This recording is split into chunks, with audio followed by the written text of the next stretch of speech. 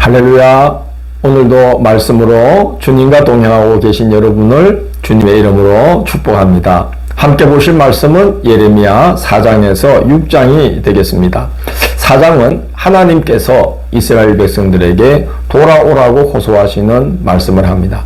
심판이 시행되기 직전이기 때문에 그런 것입니다. 그리고 돌아오는 방법을 일러주시는데 가정한 것, 곧 우상 숭배를 거칠고 진실과 공의와 정의로 행하고 마음의 할례를 행하여서 마음의 가죽을 빼고 여호와께 속하라고 권면하십니다.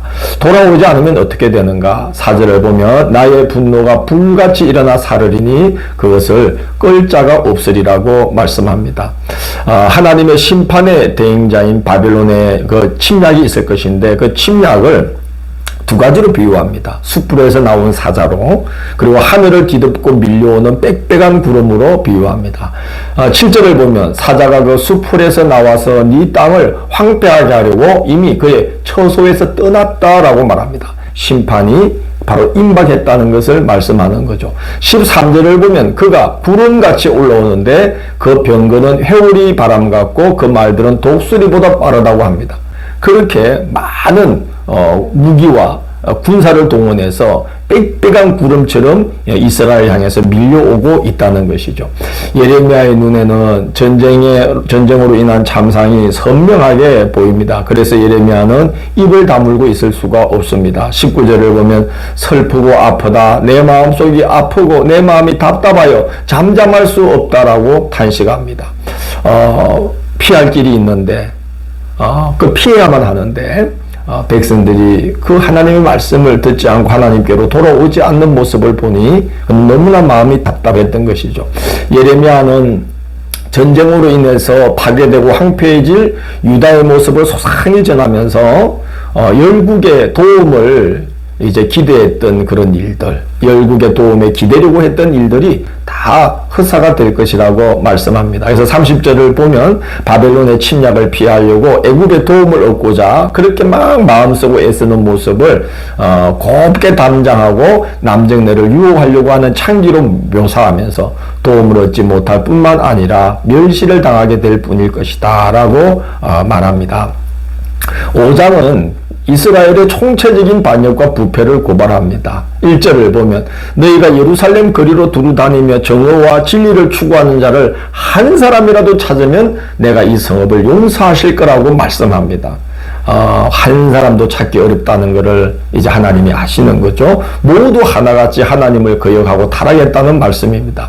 7절, 8절은 백성들의 타락상을 고발합니다. 하나님께서 배불리 먹여 살찌게 했더니 살찐 순말들처럼 두루다니면서 이웃의 아내와 간통하고 창기의 집을 드나들고 있다는 겁니다. 12절을 보면 하나님의 경고의 말씀을 듣고도 무시합니다. 우리에게 재앙을 내리겠다고 겁을 주시는데 여호와가 있기는 한 것인가? 하고 조롱을 합니다. 28절 이하에서는 지도자들의 부패를 고발합니다. 자기 이익을 얻으려고 고아와 빈민의 송사를 공정하게 재판치 않고 선지자들은 거짓을 예언하고 자기 이익을 얻으려고 또 제사장들은 권력으로 다스리고 백성들은 또 그걸 좋게 여기고 권위가 있다, 카리스마가 있다 이러면서 또 그런 걸 좋게 여긴다는 거죠. 하나님께서 그들이 행한 대로 갚으시겠다고 말씀합니다. 15절을 보면 너희들이 내 말을 안 들으니 한 강하고 포악한 나라를 먼 곳에서 오게 해서 너희들이 알아들을 수 없는 말로 그들이 너희들을 파괴하게 할 때 너희들이 고통받게 할 것이다. 하도 말을 안 들으니까 말을 잘 알아들을 수 없는 한 민족을 보내어서 그들이 알아들을 수 없는 말로 떠들면서 이스라엘을 파괴하게 할 것이라는 겁니다. 19절을 보면 여호와를 버리고 너희 땅에서 이방 신들을 섬겼은즉 너희가 이방 땅으로 끌려가 이방인들을 섬기게 될 것이다 라고 말씀합니다. 6장은 이제 주셨던 것을 다 환수, 거두어 드리겠다고 선언하시는 내용입니다. 11절을 보면 노인에서 아이까지 이스라엘 모든 백성이 다 사로잡힐 것이다. 12절을 보면 그들의 집과 밭과 아내가 타인의 소유로 이전될 것이다. 주셨던 것들을 바벨론을 심판의 도구로 삼아서 다 거두어 드리겠다, 환수하겠다고 지금 선언하고 계신 겁니다. 왜 그 지경까지 갔을까요? 20절을 보면 그들은 형식적인 제사에는 열심을 냈습니다. 시바산 유향과 수입산 향품으로 분향하며 제사를 드리지만 하나님은 그 제사를, 그 희생 제물을 달갑게 받을 수 없다고 말씀합니다. 왜냐? 하나님께서 원하시는 것은 제사만이 아니라 순종을 원하시기 때문에 그런 겁니다. 그러나 그들은 하나님 말씀 듣기를 원치 않았습니다. 10절을 보면 여호와의 말씀을 그들이 자신들에게 요구로 여기고 그렇게 말씀합니다. 듣기를 절개하지 않았다는 겁니다. 그래서 제사장과 선지자들이 백성들이 듣기에 좋은 말만 하는 거죠. 그래서 14절을 보면 백성들이 이리 맞고 저리 터져서 상처가 깊은데 평강하다 하면서 위로의 말이나 전하는 거죠. 하나님의 심판이 있지 않을 것이다. 평강을 주실 것이다. 그러면서 그들이 뭐 죄를 짓든 말든 그냥 위로의 말이나 하면서 존경받고 또 이제 예물을 받고 그랬던 것이죠. 16절을 보면 선한 길을 알려주는데 백성들은 우리는 그리로 가지 않겠노라라고 말합니다. 또 그 17절을 보면 하나님께서 파수꾼을 세워 경고해도 또 우리는 듣지 않겠노라 하며 그 경고를 무시하는 그런 이제 모습들을 이제 보여주고 있습니다. 하나님은 예레미야를 말씀의 종으로 세워서 언을 재련하듯이 말씀으로 백성들을 단련하려고 하였지만 그 사악한 불순물이 제거되지를 않는 거예요. 그래서 이제 그만 내버려야 될 언처럼 백성들이 사악한 길에서 떠나지 않아서 쓸모없게 되었다. 그래서 이제는 버림받게 되었다라고 탄식하십니다.